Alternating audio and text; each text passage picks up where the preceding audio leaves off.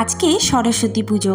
তো আজকের রাত্রেবেলাতেই অনেকের বাড়িতে গোটা সেদ্ধ হয়ে থাকে, আর কালকে বাসি গোটা সেদ্ধ ঠান্ডা ভাত দিয়ে খাওয়া হয়, মানে শীতল ষষ্ঠীতে খাওয়া হয়ে থাকে।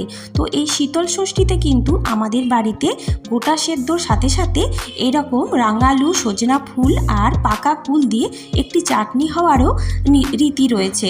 তো দেখুন কার কার বাড়িতে এরকম চাটনি হয় অবশ্যই কিন্তু কমেন্ট করে জানাবেন। কিছুই না, যেভাবে চাটনি হয় ঠিক একই প্রসেসে এখানে সর্ষের তেলের মধ্যে শুকনো লঙ্কা আর সর্ষে ফোড়ন দিয়ে দিতে হবে। তারপর রাঙালুগুলোকে দিয়ে একটু ভাজা ভাজা করে নিতে হবে নুন হলুদ দিয়ে।